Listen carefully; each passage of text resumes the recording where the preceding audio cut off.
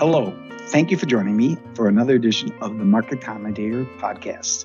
This podcast is being recorded on Tuesday, February 2nd. My name is Andrew Wilms, and I am President and CEO of the Milwaukee Company. Joining me this morning is my son, Jake Wilms.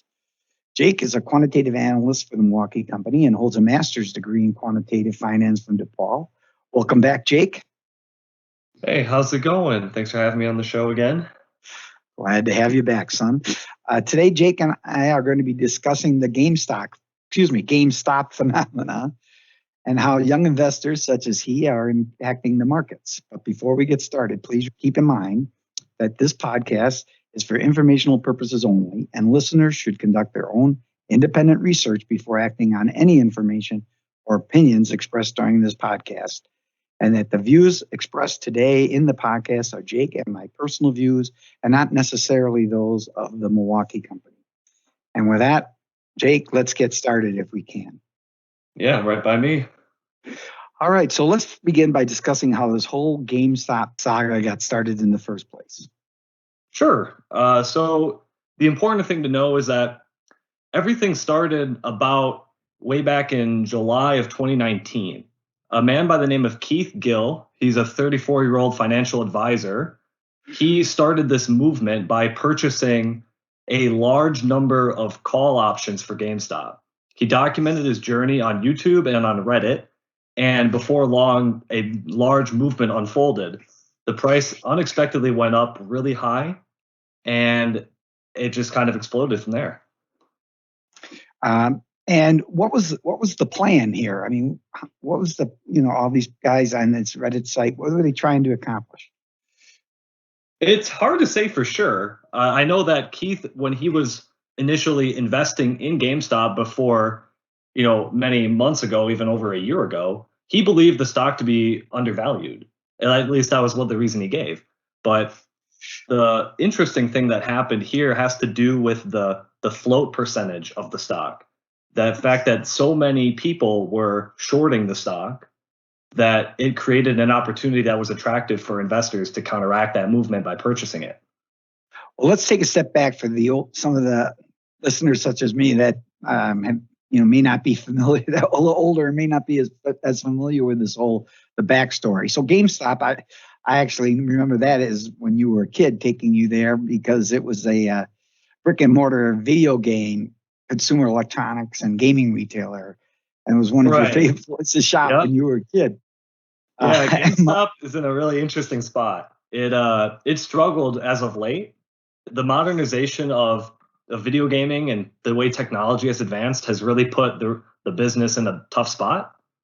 Initially, back in the past, video games were sold on cartridges from discs, and you would go to a location such as GameStop to purchase them because the developers needed an intermediary to sell them and give them consumers access to the products. However, as technology has advanced, digital downloads have become the norm, which means that the producers and the developers can go directly to the consumer now. And they do not need to work with somebody like GameStop to have a store. And this change has really made them struggle. So I think that would be the number one reason why this was an attractive company to short in the first place. Right. And when we're talking about a short, we're talking about a transaction where a buyer borrows stock and then immediately sells it, hoping that the price of the stock will go down so that they can purchase the shares later at a lower price, return them to the lender, and then pocket the difference. Right. But if the price unexpectedly goes up, then the short seller will have to repurchase the shares he or she needs to repay the loan at a higher price, and that's going to ultimately result in a loss. So I think what happened on the Wall Street Bets site is, you're right. As I understand it, the fellow, this Keith Gill, initially bought the stock, thinking that price had fallen too greatly because of all the short selling that was going on. These short sellers thought, well, this is a dead business. The business model is broken. The stock, it's going to go bankrupt. We'll buy the stock, sell it short, and make money when the price falls further. Keith Gil was saying, hey, I don't think this company is going to go bankrupt. I think it has a future.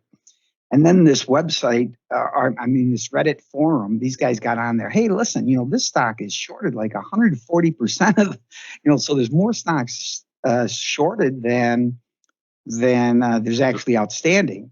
Right. So what's if we can push the price up, all this shorted stock is going to have to be rebought, which will push the price even higher, and it kind of creates this feedback loop that they were trying to capitalize on. And right. more people. It's really interesting because in the past, when has there ever been an opportunity for enough people to collectively organize something like this in finance and do some sort of transaction on a big enough scale to rival the buying power of a hedge fund, or hedge funds plural? It's the first time that's ever happened. This Reddit opportunity is brand new. So it's really interesting that you could credit social media, because Reddit is obviously a form of social media. Or blame social media, depending on your perspective. Right. It's really, really interesting, especially when you talked about the short percentage being over 100%, 140%. The fact that it's so much means that there is a really long time to close. If there's that much outstanding that's shorted, the hedge funds can't simply rectify their position quickly. It'll take time to find the transactions to go through. So that means that people, if they buy and they hold, it's going to put pressure on them to close their shorts. And that's why the motto has been to hold. When you buy the stock and the short sellers, the hedge funds, are seeing the price rise, that so they're going to have to pay more for it. That's what they mean by a short squeeze. And you're right also that the social media is the first time. This is really the first time that social media was used to implement a short squeeze. Usually, shorts are the provenance of big time hedge funds and institutional investors, and the squeezes have always been initiated by other big investors who are trying to profit from the short sales. This time, it was for the first time that social media people, everybody, and the existence of Robinhood, of course, which allows anybody to open an account for even very, very small amounts and trade for free. And that it made it all possible for a huge group of small individual millennials, probably mostly, to get in there and say, hey, let's buy this stock. Not only can we stick it to the institution, these hedge funds, sort of what we said back in my day, stick it to the man. But we can also make a lot of money ourselves, because we'll be able to sell our stock at a much higher price as the price rises. So exactly. Anyway, so that's been what's happened so far. Now it's been, and I guess the end result has been, it's reported that the hedge fund titans have lost over $20 million in January alone to the so-called amateurs. And, it really makes you wonder who's going to end up getting burned by this whole thing in the long run. And we've seen things change today and yesterday. Today, last time I checked, GameStop shares had fallen by around 50%. And of course, they were down big time on Monday as well. Right. So as of right now, GameStop is hovering around $100 a share. And that is drastically lower than it was a couple days ago. It was $360 a share at one point, I saw. Right. It opened on Monday around $300, and it's now we're almost at the end of Tuesday, and we're looking at 100. Yeah. So it's starting to unravel, and of course, it's real, true, fundamental value. What it would be worth just by looking at the financial statements, what you might estimate it to be worth. From what I've read, it would be somewhere between $10 and $20. Right. So it still has a long way that it could fall. And now the short sellers are the ones who are going to be making all the profits. It depends. If they truly have closed their positions, then there's no money to be made anymore. I agree. I mean, people who went short recently. If you shorted it at $350 a share and you buy it back buy back the stock that you sold at $3.50 a share to at $100 or less. Oh yeah, if you shorted it like a couple days ago, I see. Yes, exactly. If you were recently, and what's funny is that if you recently shorted it, you stand to make a big profit. And what's interesting to me is the fact that one of the things that got this all going was the social media followers to try and hurt the hedge funds. But I got a feeling there's probably a lot of hedge funds that are doing just fine because they waited to buy this short the stock when it was much higher. But the game is far from over. Well, I guess maybe I shouldn't say that after today. It's getting closer to over. Yeah, if it's at 29%, it's pretty close to wrap it up then. Yeah, and I guess the next thing to wonder is, who wins and who loses in this deal. Do you have any thoughts about that? I would say that it would be both, right? Because it depends on, like you said, on which subgroup of each side you're talking about. There's obvious candidates in the hedge fund side that had really, really bad losses in January. And I'm sure there's people looking at their accounts today wishing they didn't buy at $300, expecting the price to go to $1,000. There's a lot of talk about, especially amongst the millennials on social media, hold till 1,000 was a big catchphrase that people really wanted to see happen. And I'm sure that some people, especially those that are novice investors, may have trusted some people online and looked and saw that they had hundreds of thousands of dollars invested, and that may have gave them the conviction to spend some money themselves, and they may now be out a lot of money too. It really depends. Right. I have a hard time seeing hedge funds recover as much as they would have lost in January just from this alone. But I would say that more than likely, if we had to count up the winners and losers, there'll be more losers on the retail side because there's going to be more individual people who lost nickels and dimes here and there compared to the couple the big ones that lost on the institutional side. And that's why it's risky to get involved in things like this. Yeah, I agree. And I think that, what ends up happening is the people who got in late, the people who are, on this Wall Street bets that were early in are going to probably made a lot of money because you would think that they pulled a lot of money off the table.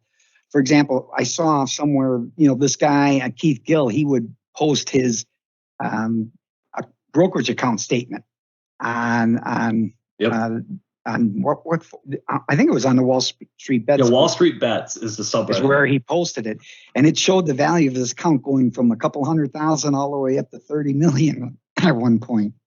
And but of that 30 million, 13 million of it or so was in cash. So he pulled out some money somewhere along the line, and 13 million worth. So even if that remaining 27 million went to, or 17 million, excuse me, lost, he held on to it, backed all the way down to zero, he'd still be up, $13 million. So the early individual investors are going to be fine. It's the people who got in late, who heard about all this on the news and in social media, and they said, oh boy, I'm going to try to make some money, and got in late and didn't get out quick enough, that are going to end up being losing out financially. But maybe this makes them a better investor.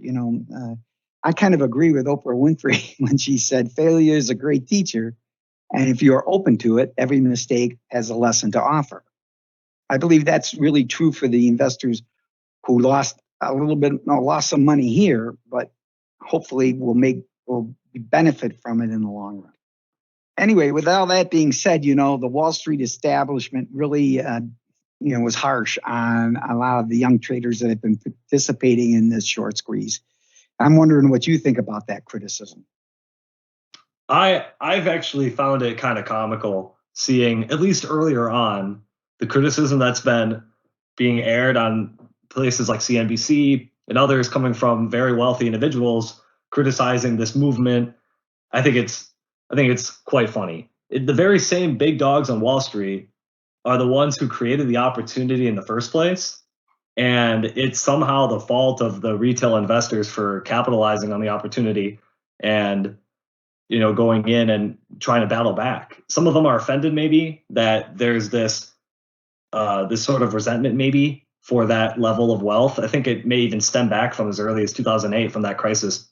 I know personally some of my friends and people I know have never gotten over that. They still hold a level of contempt for for the Wall Street in general, for how that went down, and the fault that's being placed on them, whether they understand the situation or not. I know most people don't have the proper understanding for what went down and why, but needless to say, there's some level of clashing and some almost maybe like a mental battle going on there. But overall, I don't think that there should be a lot of criticism placed on retail investors for participating.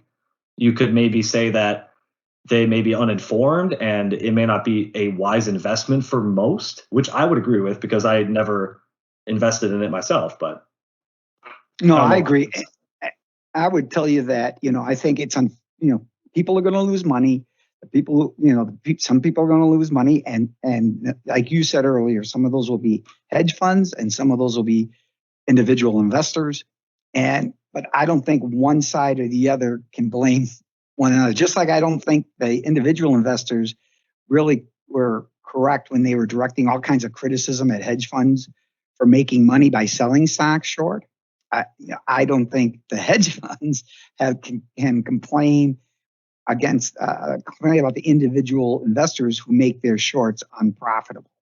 They both have a role in the market, and I think it's interesting that people can, and I have no problem with people collectively, individual investors banding together to carry the same financial weight as a big hedge fund does individually. And to me, the scale of the problem, there were some complaints, as you said, on Squawk Box and other financial cable channels that this threatens the whole stability of the market. That to me is clearly wrong, because the total amount of stock that's shorted with a float ratio of greater than 20% was recently estimated at about $40 billion. Sounds like a lot of money, but $40 billion is basically decimal dust when you look at the total value of the stock market. So anyway, but I also had an interesting call from one of my long-term friends, and he asked me, "Hey, Andy, maybe we can make some money by starting to get involved in this short selling, and trading." But actually, it's much more risky than most people think. Don't you think? Yeah, most people realize, I should say. That's a really common misconception, I think, especially right now.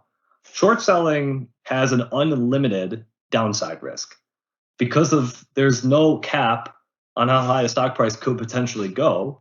If you're selling short, you have to remember that you have an obligation to purchase back the stock at a later date. So you're held at a huge risk if you don't pair a short sell with another form of risk mitigation for the price going all the way up to unfathomable numbers.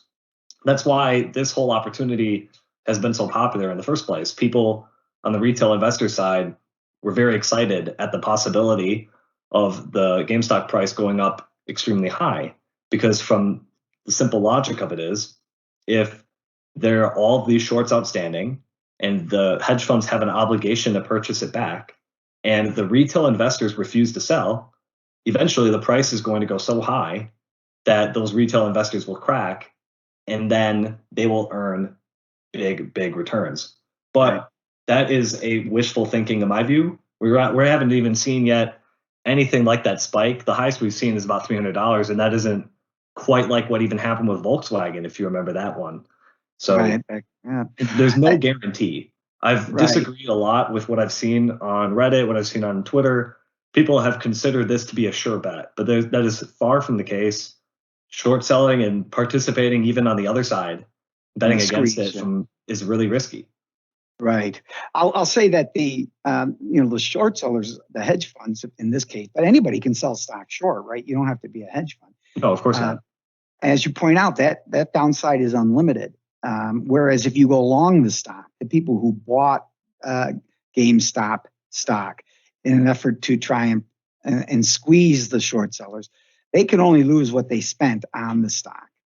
Right. But as a short seller, if you bought the stock, if you sold the stock at $20 a share and you had to buy it back at $300 a share to close your short, um, you've lost $280 a share. So, and the other thing is to keep in mind that it's not just the market that can hurt you with the short when you go short a stock. Corporate actions can be just as detrimental because, for example, if you are short the stock at the day at the market close on the day when the owner is entitled to a dividend, remember you sold the stock that you borrowed from someone else. The person who lent you that stock is still entitled to any dividends that are declared on the stock while your loan is outstanding. So you will, if the dividend is declared while you're short the stock, you have to pay that dividend. It's directly deducted from your account. So that can be very costly, and you never know the stock can split. And if the stock of the company you're short split, now you have to deliver 2 shares or 3 shares for one. So uh, it's probably not a good investment idea for the vast majority of individual investors. I think we both agree on that. Yeah, 100%. Um, you know, the last thing I guess I'll say as we wrap up is that it's interesting to see how far this has spread. As you know, Jake, it's starting to hit. At first, I started to transfer into other highly shorted stocks, and one near and dear to us Milwaukeeans is Cost Corp, which is a headphones maker here in Milwaukee area. Everybody's kind of been thinking that the headphones are kind of obsolete and that because everybody's getting the earbuds instead. And so that cost would basically, a lot of people shorted their stock. So it became a favorite of the Reddit crowd and its price soared before plunging 45% on Monday, in just one day. But even more interesting to me is what happened with the price of silver the last couple of days. The Reddit crowd started saying, let's pump the price of silver. And it surged to an 8-year high, following multiple threads dedicated to it on the Wall Street That's Reddit forum. And what I find so amazing about that is that silver is a huge market, right? Much, much bigger than any one of these individual companies. And yet the individual investors were able to push the price high as it's been in a very long time, and now it's cratering again. So I think it was down something like 8.5% today. It's just really amazing to me how dramatic of an impact social media investors can have on the market, and it makes me wonder if there won't be some long-term ramifications to this whole movement. It'll be very interesting to see. And I guess to me, it adds a lot of support to the notion that maybe individual stocks are not the way to invest.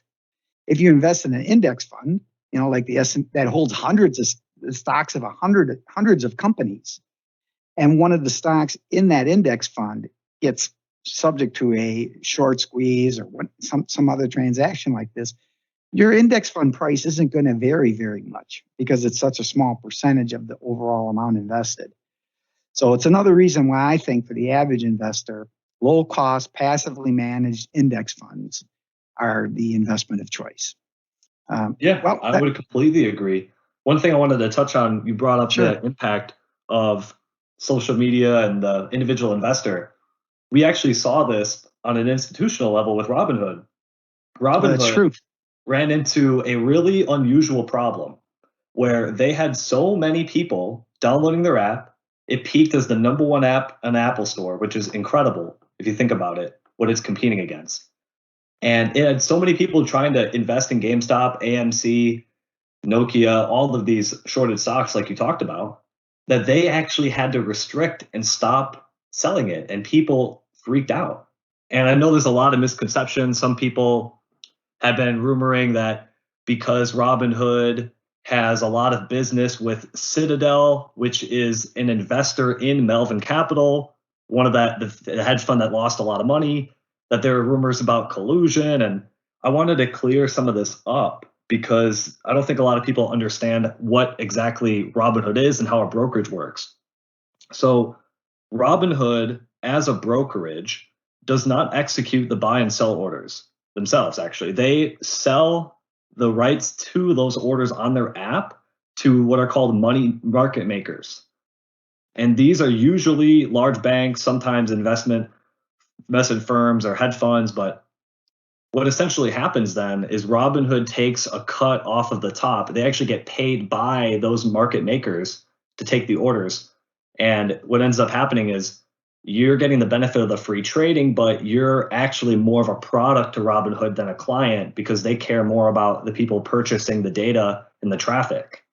And so what happens from this situation is when they have so many people trying to invest in the same thing, their clearinghouses that they work through increase the margin requirements that they have to have in cash. And they actually ran out of cash. It went up, they said that Robinhood 10 times they needed more of their cash. So they were completely gassed and they had to stop selling the fund. And that's how much influence that they had. I've never even heard of something like that. It was so it's really amazing that they thought it was manipulation, but it's just something that we've never ever seen, that kind of buying power so quickly. I know the SEC is looking into all market manipulation on both sides because I think there's a case for either, but I'm no expert on compliance. So I can't comment on the potential regulatory violations that could occur. But I do know that the SEC is looking into both sides of this historic event. Well, there's a lot of amazing things about this whole situation. And one of the most ironic would be if Robinhood, the company that got all of these individual investors into the market, what paid the biggest price for the whole short squeeze. They really might, because I think that they just got caught in a really bad spot. It's in my opinion, it's a flaw in their business model because they're reliant on other entities to process their trades. Well, it's the reason that is, son, is because they aren't currently big enough to carry those trades themselves. You know, someone like J.P. Morgan has the financial collateral to be able to do it, but Robinhood isn't. So it has to rely on third parties to put it in a position to make these kinds of trades. Well, on that note, I'm going to wrap up because I see we're past our usual time period. So I'm going to thank you for joining me today, Jake. Yeah, my pleasure. It was a very interesting discussion, and it's something we can come back and revisit once the whole saga ends. Would you? Can I bring you back at that time to talk about it? Yeah, that'll be great. We can look, and hopefully we'll have some more clarity on how this wrapped up, who the real winners and losers are, and what's going on with the SEC and how they're looking into this. There may be some changes. Who knows? Terrific. And let me also thank you, my listeners, for joining me today. Please keep in mind that you should not act on anything you've heard in this podcast until you have discussed it with a qualified financial professional who is familiar with your personal situation and investment objectives. And with that, I'll say have a great day.